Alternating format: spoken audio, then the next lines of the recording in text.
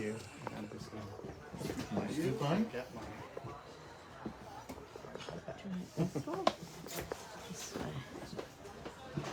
This is cool. Are you gonna hold that the whole show? I guess. Oh, so he's, okay.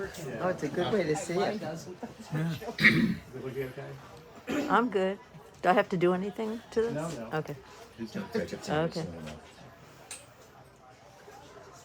All right, well, I want to welcome everybody to East End Books Key Town for our very special event, Muppets in Moscow, and I'm going to be introducing these two wonderful people in just a moment. Just a couple of announcements for anyone watching at any point during the live stream. If you are watching it, and I'd say maybe a few minutes before it ends, if you buy the book on our website, we get an email right away, and you can put in the memo section of that, I want a signed copy, and then I'll make sure that Natasha signs it afterwards. That's if you want to personalize to Sally, Jane, Jeff. If you just want a signed copy, we're going to have, if there are any remaining books, we'll have signed copies available as well. So people watching the recording will have signed copies, and since you're in, where are you? Cambridge. Since she's in Cambridge, Mass, and we've got our store in the Boston Seaport, I think I could probably convince her to come to the Boston store to sign more books, so I can get more signed copies in the future, I think, without a problem. So just a few announcements. We are now out of the summer. It's hard to believe. So I guess I don't. Well, I guess I still have to say to you because we have a few. We still have some offsite events this fall. So again, if you're just looking at our website to see where the events are, probably most of the ones coming in the fall will be at the Fine Arts Work Center or the Provincetown Library, and that information will be there.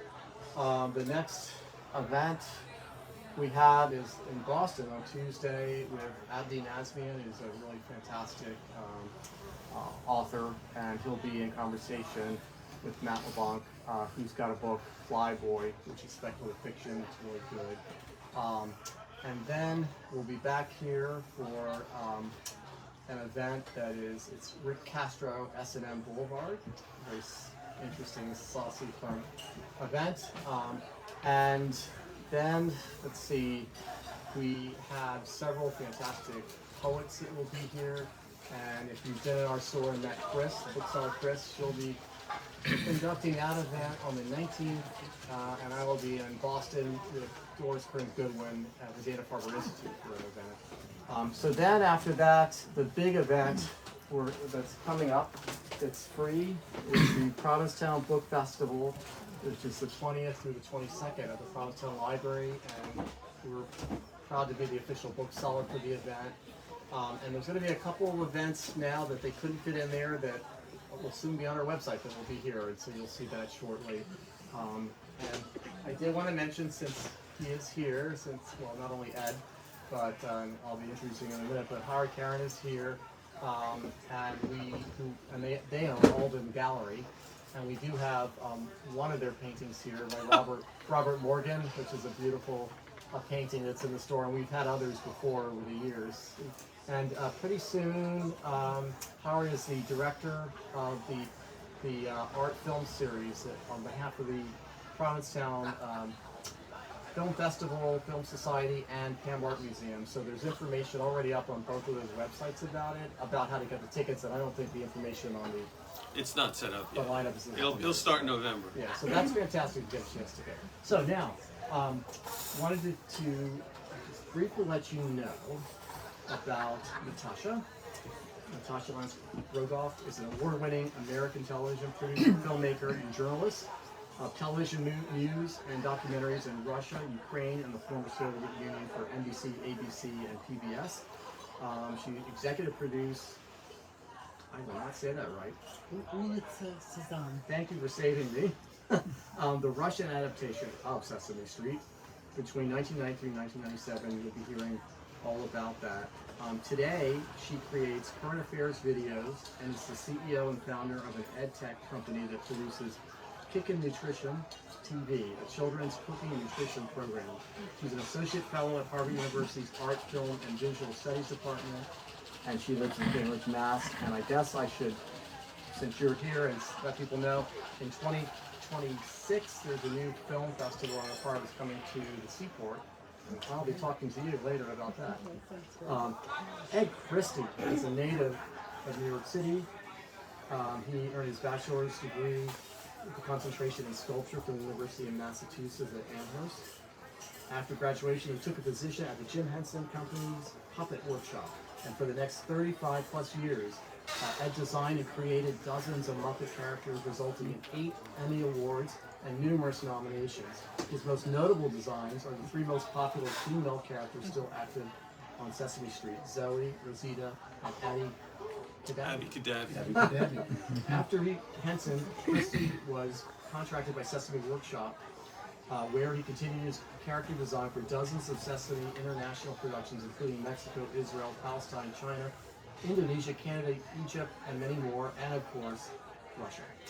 Outside of television work, his puppet creations were seen on Broadway, off-Broadway, and the Kennedy Center in Washington, D.C. He now lives here in Truro with his husband, Howard Karen, who I mentioned, and they own the Alden Gallery on Commercial Street.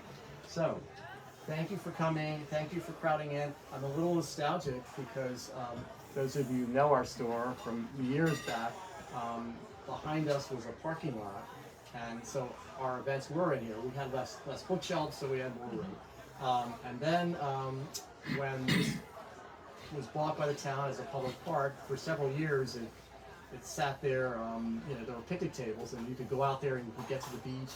And so we did all of our events out there. We had unlimited space. Now we're building the park, and it's going to be beautiful. And so we moved around town.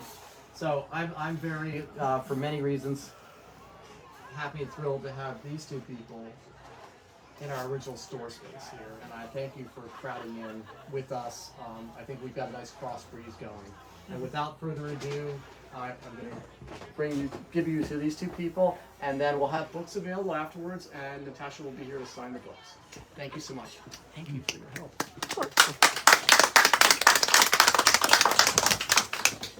Well, I'm so delighted that you are here tonight on this really beautiful night. I haven't been here in years, but it was such a treat for me to get this invitation to come here, and I'm very grateful to Jeff for hosting us. And it's a thrill to be able to do this with Ed.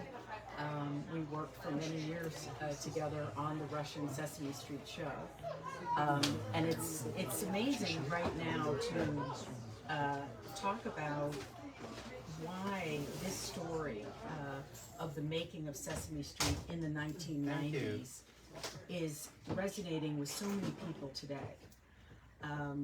I wanted to write this since the show first aired in 1996, and the show went on to become a huge hit in Russia, in Ukraine, Armenia, Georgia, and it lasted for over a decade, well into Putin's era.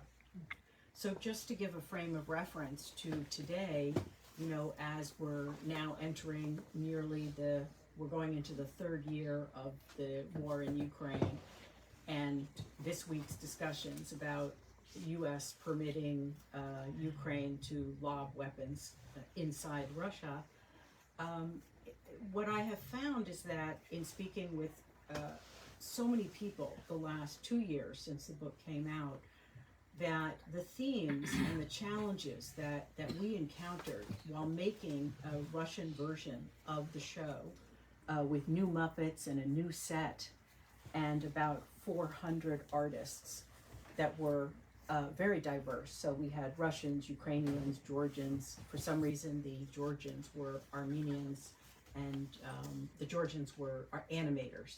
So it was a phenomenal project. Amazing that it even succeeded at the time that we were doing it. The show itself was spearheaded by then Senator Biden and legislators who imagined that the Muppets would be ideal ambassadors and of idealistic values like tolerance, openness, and cross-cultural collaboration. And the idea was that Sesame Street, adapted for Russia's values and aesthetics and culture, would then provide the next generation of young children with the skills they needed to thrive in this new open society, which was not quite a free market and not quite a society that was democratic and not quite a society with a free market yet. But when we started, now my background is as a documentary filmmaker, and there's no way I ever thought in my wildest dreams that I would be exec producing Sesame Street. I made these really serious documentaries for PBS, and then after I had finished a film called Russia for Sale for PBS, there was a screening in New York City, and these two Sesame Street executives came up. One was wearing a Cookie Monster tie, and for the film I had embedded myself with hardcore fascists who later tried to overthrow Gorbachev in the coup, and the film ultimately predicted the coup, but I was off by 3 weeks.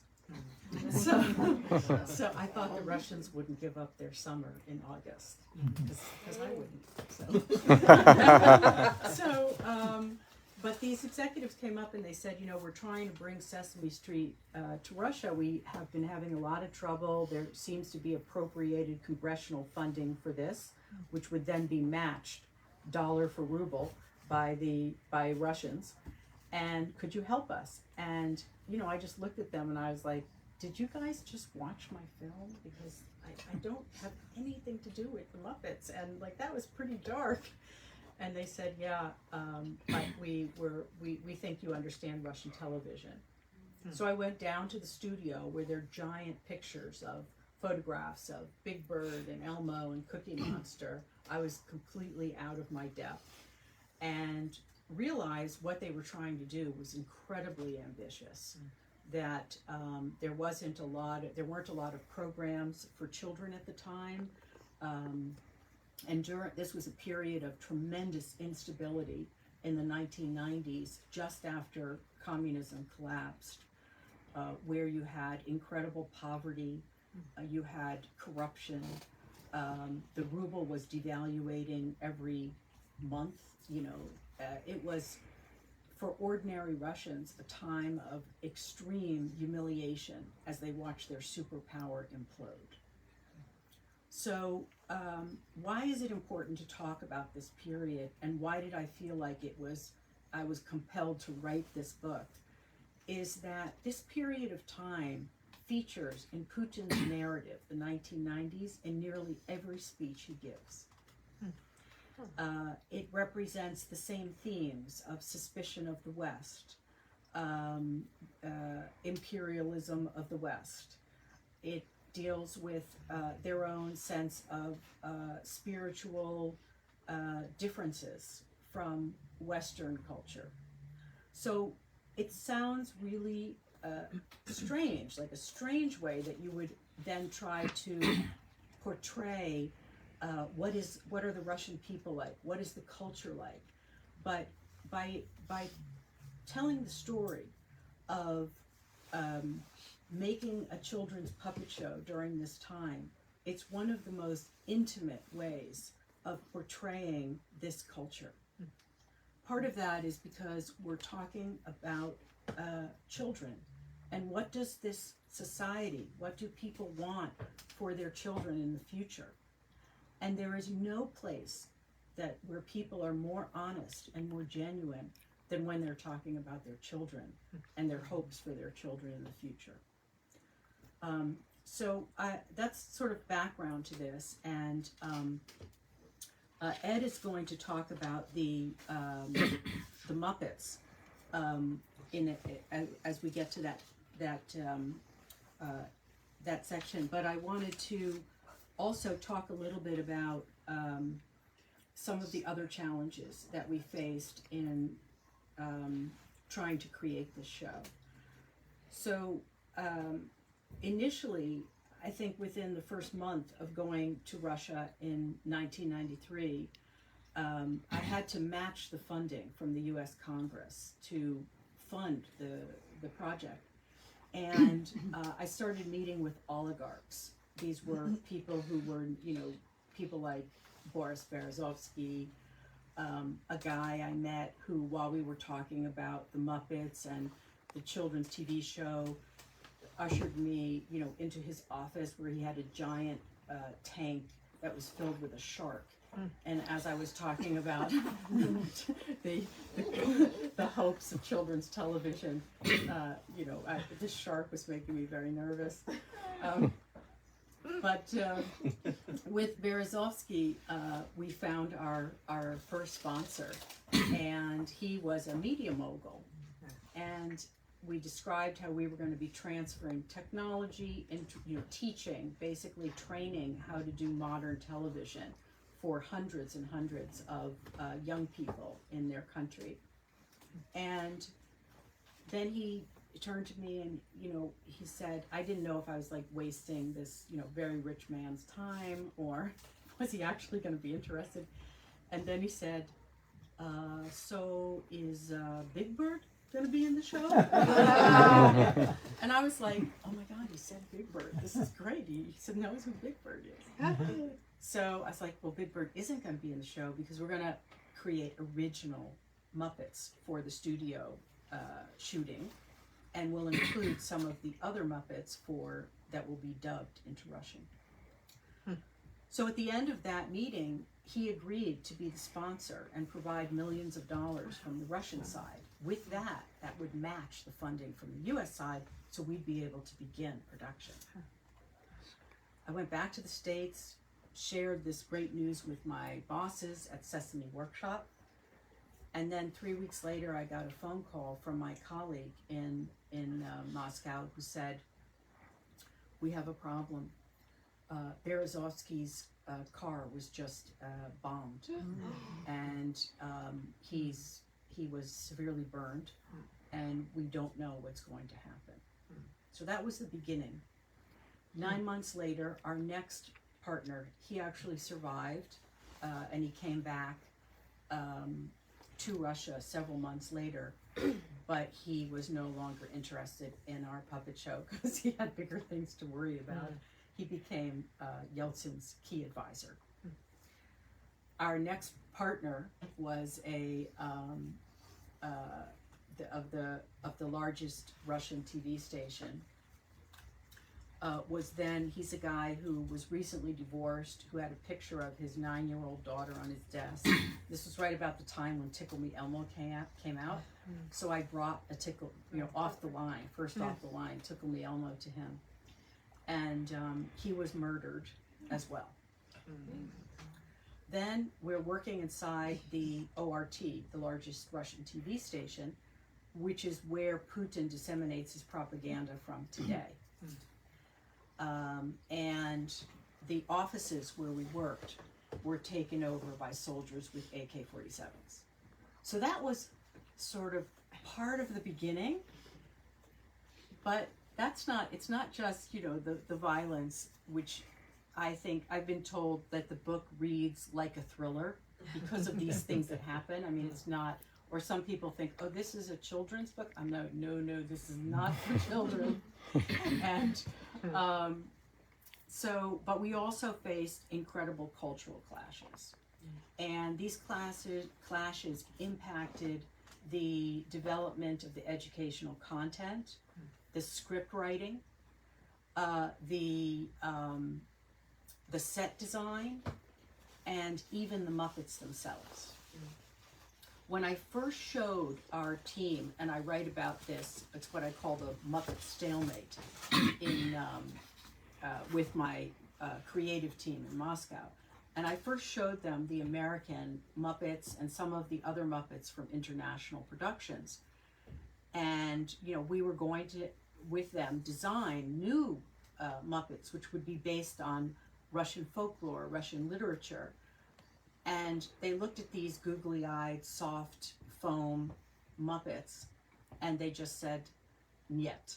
They're like, "No, those Muppets, those puppets look incredibly weird, and we want to use our own traditional Russian puppets."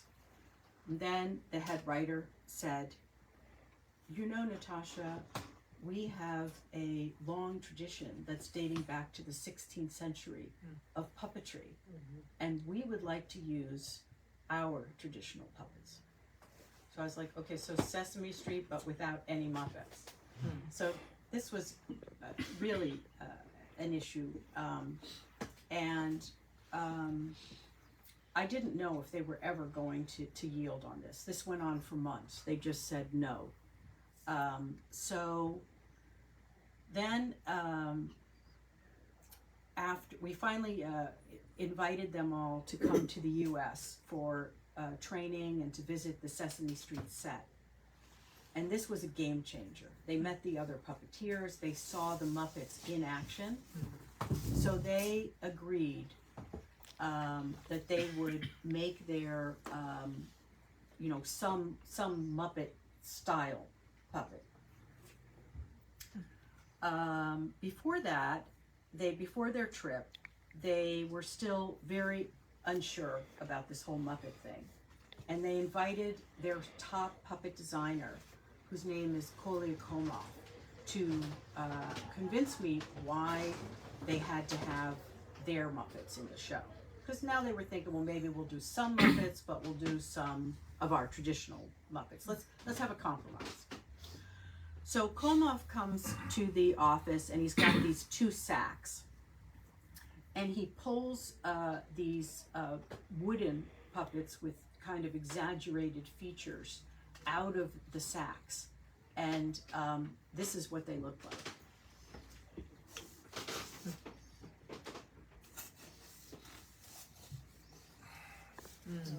So these are traditional. They're not all Russian, but This these is are in the Petrushka. style. And this, where's Petrushka? Right there. Right, and in the top corner as well. Yeah. I think. And So it's their Can't Punch and move. Judy, Sorry. the Petrushka. Yeah. so Kolya then holds up the 2 puppets, and then he has one of the puppets pick up a stick, and one of the puppets starts beating the other puppet. Oh, great. And everybody in the room, my whole team, they're all laughing, and I'm sitting there and I'm going, I don't know, this is kind of like puppet on puppet violence. You know, I'm not sure this is going to fly with Sesame Street. So finally they come to New York, and they're of the mind that they'll at least try to do an initial drawing for a Muppet style Muppet. And they're going to base their new Muppet for the large star of their show, like Big Bird. Big Bird is a Go ahead. Big Bird is a walk around puppet that you have to put your arm way up and high into Big Bird's head. So this is a big full figure Muppet with a human being inside. So that's what she's getting. Thanks, Ed. And so they want to base this character on someone called Domovoy, who is a spirit of the hearth in the home, and he protects the home. And I'm thinking, that's so beautiful, and it's so spiritual, and it's, aesthetically consistent with their culture, and how wonderful. And this is what he looks like, Domovoy, in children's literature. Well, he looks like many things, but this is generally. Oh. Scary. Very scary. Very scary. Or if he were humanoid, he'd be like. Oh my God. That's Not very Muppet. very old. Not very very Muppet. Muppet. Yeah. Yeah. So the first drawings. It's a nightmare. So the Nightmare first dreams. the first drawings that they create are based on Domovoy, and they look like they're really designed like not like a childlike Muppet, but an old man who has a beanie that looks a bit like a religious figure, from many different cultures. And the personality is that he tells children how to behave well, and he's kind of didactic. Or else. So I take these drawings back to Ed. I'm a little, very intimidated to show him with Ed's background these drawings, but everything has to come from the people I work with. This is their show. And Ed, what was So your she reaction? shows up in my workshop with these drawings, and I see this hunched old, nothing against old people, because I'm one of them now. But it was just a creaturey, troll-like, scary, nightmarish, like I just showed you, type of character. And I said, I don't think this is going to work. and basically I said, if you want a character to relate to for the kids, that character has to be childlike as well. Like Big Bird is always 6 years old, even though he's 52 years old. But they have to have a fellow young person to relate to, and in no way is this more Dormavoy going to be that kind of character that they're going to relate to. So we need to somehow convince the Russian team that we got to bring this character to closer to Big Bird, or something that's fluffy and friendly, and that's more playful, so that the kids can play in their minds with this character. Yeah, and the whole idea behind this was that children can make mistakes, they can experiment, because the education system under communism was that children learned that they needed to be obedient and behave for the most part. So I went back to Moscow and we had lots of discussions, and then a new director was hired who was phenomenal. He came from film, Volodya Matikov. So he took the whole team and they started doing improv, where they were jumping up on tables and pretending to be animals. And we spent a whole day together drawing on, this is before really using computers very much. And it was like, whiteboards and writing down what are the characteristics, what are the physical traits that this character could have. And they decided that this character would be a tree spirit. So so not necessarily a spirit of the courtyard or of the house, but the culture has many kinds of spirits, like the kitchen witch, that kind of thing, where the forest, the courtyard, the house, the hearth, and all of that. So we all brought this idea back to Ed. Of the forest concept. The forest, the trees. So Ed, why don't you speak a little bit about your process? So in development of this character itself, they said they came back to me about it being of the forest. So I thought maybe it should be, I'm gonna stand, I'm sorry. I thought maybe it should be like a something that came out of the earth, like a mulch pile that comes to life, or detritus from around the forest. So my idea was that I would create this. We needed the height because it was a Big Bird type of character, and I decided it would be conical in shape, and that it would be just literally just full of leaves and detritus and branches and acorns or whatever else, all incorporated into the costume. Because the great thing about this character is that, I showed you 3 variations of that scary guy. Nobody knows what this really looks like. So for me, this was, I've done projects where, India wants a tiger, or somebody wants a lion, somebody wants a this or that. But this was like this completely abstract concept of being a spirit of the forest.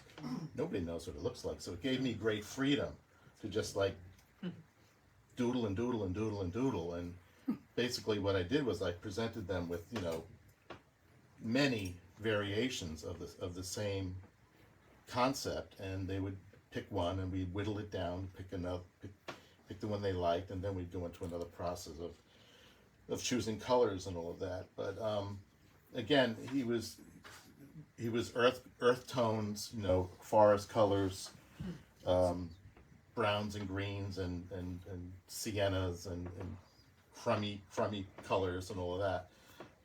But then well, it was green. He was green mostly because he was of nature. So but then I brought these designs back to Moscow, and a very long philosophical discussion ensued about what color their star Muppet should be.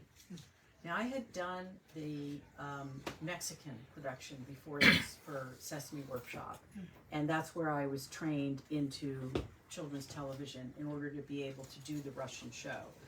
And when the decision was being made about the color of Lola, the Mexican female Muppet, the executive producer's wife came in and she said, Lola must be pink. And that was the discussion. In Russia, it was so abstract. The entire team decided that they must consult the Kandinsky's book on the theory of color. And each color, he's written an entire book about which emotions evoke, which colors evoke which emotions. And so they were, it can possibly be yellow. Yellow causes madness. I'm like, isn't Big Bird yellow? Like this. Then they were like red. Red causes anger. I think Elmo is the most popular. And then we chose. They were like, well, blue. Blue is a peaceful color. And then part of our team, some of the older writers said it cannot be blue, because the word "goluboy" in Russian means gay. And people will think that the Muppet is gay. This discussion was like, I was just like, I'm where am I? What? But just these were all real discussions people are having. And it was very interesting to me because in 1983, I was there as a student. I moved to Russia when I was 22 years old as an exchange student and started writing about underground culture. Underground rock and roll, made films about it, and also wrote the first expose on the persecution of the LGBTQ community in Russia at that time, which it wasn't called. It wasn't called LGBTQ. No. And, but so to hear these discussions now, when we're talking about an open society and creating a show that is all about tolerance, it was very, very difficult to have some of these discussions. Eventually, the team elected for blue. They voted for blue. And so this led to what I think is one of the most imaginative, beautiful, fun, and nurturing Muppets ever created by Ed. And he is my favorite of the dozens of characters I've designed. He is my absolute favorite. You could show we have a picture of him too. Also on this board are the other two characters we can get into, but the blue one is Zeli Boba. His name is Zeli Boba. So it's this one. It's here. He has a tie. Huh? He has a tie. He's got a tie. Well, that's actually a thing that was partially practical because I wasn't sure that Big Bird had a monitor strapped to his chest, the performer, and he would look down at the little monitor. I wasn't sure about what they would have over there. So this tie is actually a scrim. You can see through it. So that person, his hand is up here. His head is here. So he can see through it. So he can see through the tie if he had to, or if the power ever went out, he would still be able to. Great. We had a lot of problems with the monitors sometimes. And sneakers. These are giant white Well, he didn't sneakers. start out that way. See that? Yeah, he started out with lapti, which are these Russian-style straw sort of shoe. Yeah. Not shoes, but slippers. Like a moccasin or Yeah, like a slipper, moccasin. And then the But they wanted him to be more childlike and playful, so it said, "Oh hell, we'll just give him sneakers, Adidas or whatever." and that was the supervising producer who just said, "Hey, all the kids are wearing these Nikes because Nike had just come in to Russia, and that's how all these things happened. It was very organic." Right. So, can I talk about his design a little bit? Yeah. Okay. Please. He's shaggy. he's made of organza, which is mother of the bride fabric, you know. That kind of stuff. And it's very when he moves, it's very bouncy and it catches the air and the wind. And we threw some leaves. We threw some real leaves in there to make sure that he's relating to the forest. But the abstraction that I really enjoyed about this character is that the blueness of him covers an understructure of him. So if you can see his legs, there's some orange peeking out of his legs and out of his cuffs of his sleeves. He's really brown underneath. But he's got this blue shawl or overcoat on top of him, which also is his head. I mean, so it's like, where does the costume of the character begin, and where does his head, you know, where does it's all one big mush. So it is a coat. It's not a coat. I designed a pocket in there, although I think they stopped using the pocket. I think they didn't use the pocket, but I designed a pocket in there so we can put things in to make it, to drive home the coat concept. So he is earthy and brown underneath, but he's got this blue covering, which is kind of like a protection of him as well.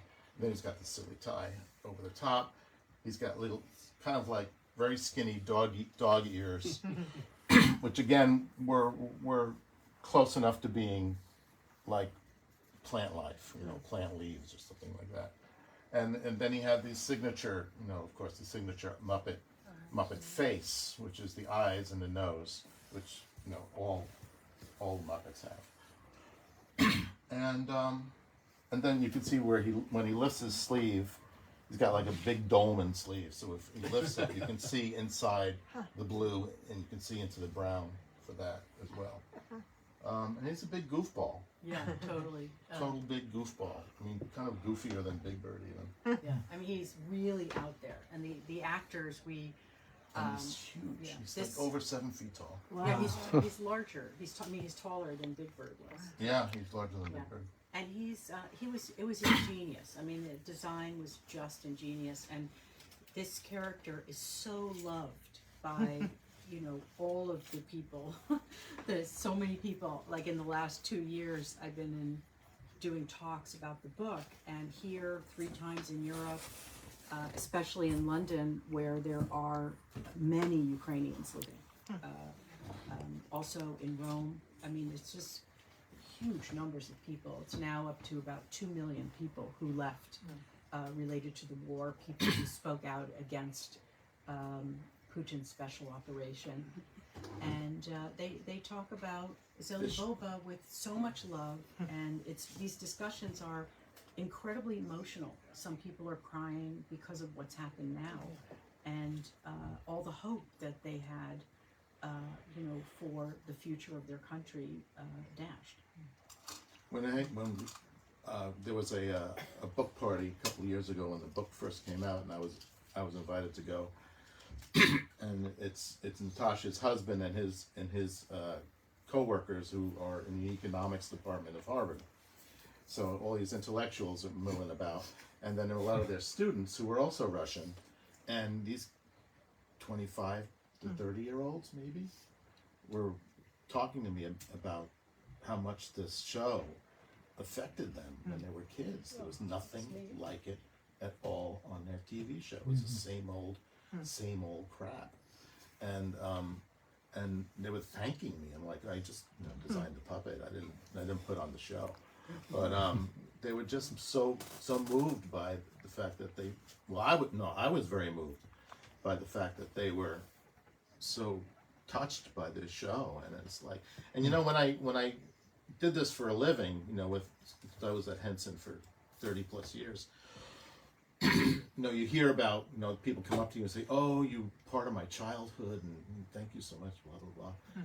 But coming from the Russian people, it just kind of like really, it was quite moving, because you'd never believe, you know, in my wildest dreams, I would never think that it would have that far-reaching effect.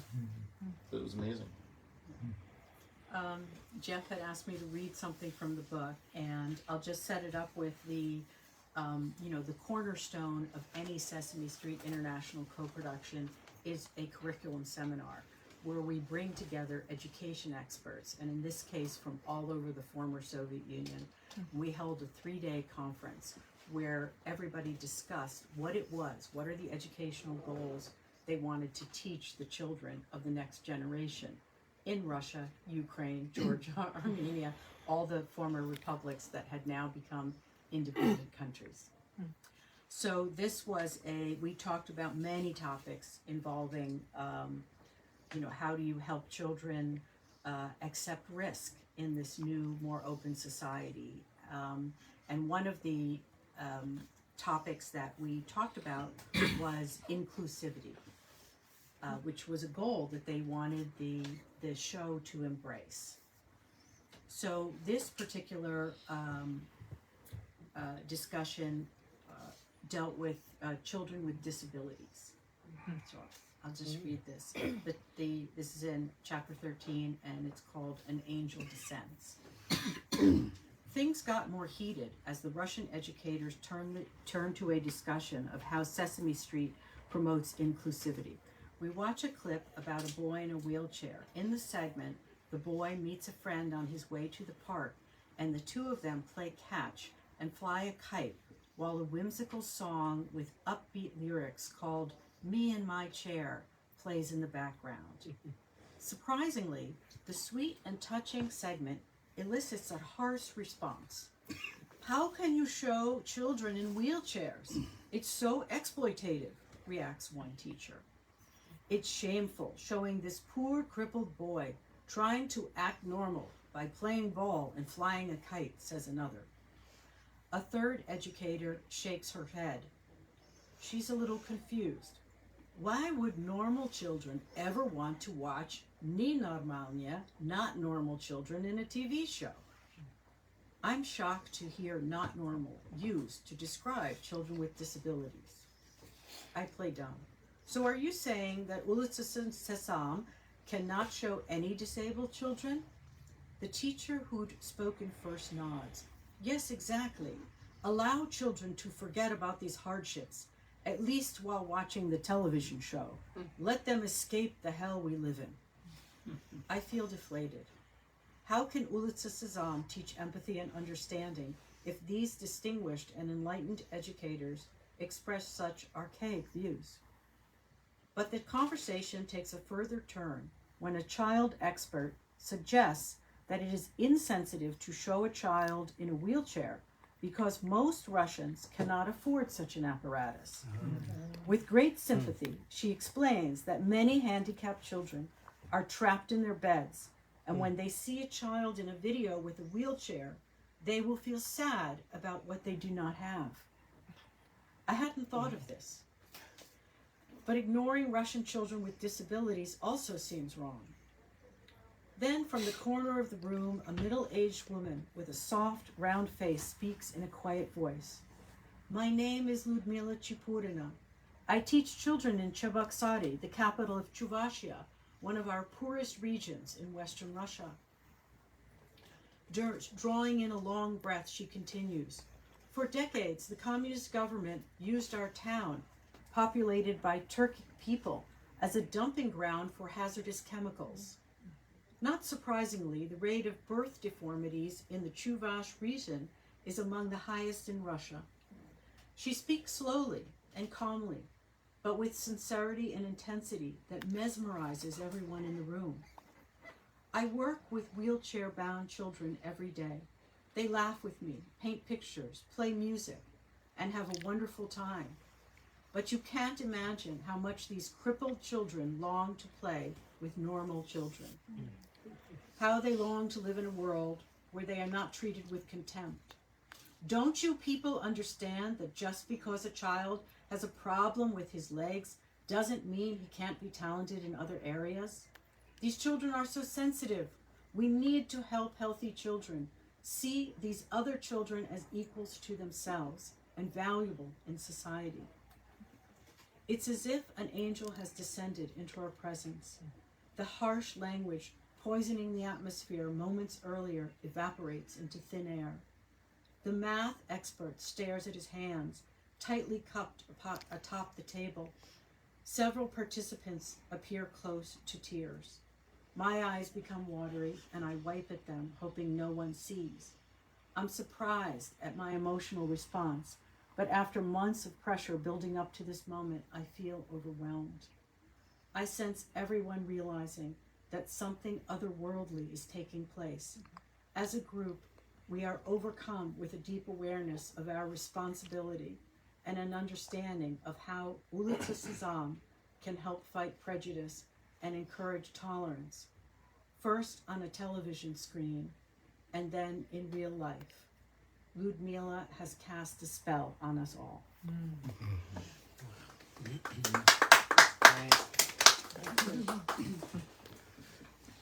So eventually the team uniformly chose to include children who have disabilities in the show. And what was so astounding about this entire discussion is that I never uttered a word. You know, all of this change happened organically. And I feel like where the book shows this, even from discussions about initially the group only wanted the show to include classical music, because nearly all Soviet children's animated films use classical music. But Sesame Street is known for its, diverse and innovative music. And there were so many young musicians who'd been banned from performing under communism, and the whole idea was that these people could write music for the show. So even in these discussions, the change happened organically. And at this time, when I look at where we are in our country with so much divisiveness, and you look at how change happens, somehow this story is a roadmap for how that change can happen in our own country too. So I think one thing I found in just speaking about this all over the place is that there are so many things that we can see from the process of making this show that reveal Russia and its cultural differences in a way that is both sympathetic, but also an understanding of how long it takes societies to change when they're coming from such a different historical experience. And they didn't have 200 years of democracy. It is a harsh country in many ways, but it's also a country that has contributed so much to the world in terms of art and beauty. So I think now is a good time to, first I wanted to ask if there was anything you wanted to add about your experience. No, I think I kind of said it before how moved I was when I spoke to those people at your opening book party. But generally, I mean, talk a little bit about my career, doing these international things. It's always a privilege to be invited, or I wasn't really invited. We were hired. Henson was hired, but to be welcomed into the various workshop meetings that these individual countries had in order to launch their programming, and to see how to be part of their culture for however long that meeting was, and then to absorb as much as I can to please them in the designs. But like I said before, the Russian thing was just so different than I did South Africa, I did Indonesia, and so many of them. Mexico is easy because they're our neighbor practically, and Canada was nothing. But when you're dealing with the Russia, so much is at stake when you're getting involved, and the hope that it takes off and flies. And I after designing these characters, I have no stake in it. These I design them. The puppet builders build them. Somebody profits from all this. I don't. you know, as far as residuals go.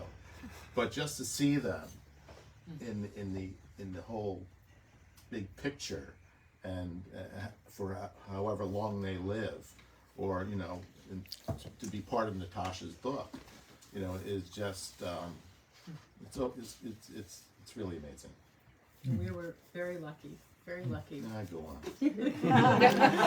And I would like to just add that, you know, when Ed talks about hope, you know, I was feeling just as everybody was, you know, once Putin invaded Ukraine, even invaded Crimea or Georgia, you know, what was happening and where is this country going? I mean, it's amazing to just think about where we were 30 years ago. It's such a short amount of time. And then I woke up at 4 o'clock in the morning, one morning, and I was like, oh my God, this is when all these young people and people in their 30s and 40s, 20s were all leaving Russia out the border when the war started. And I was like, they were all the Ulitsa Sesame generation.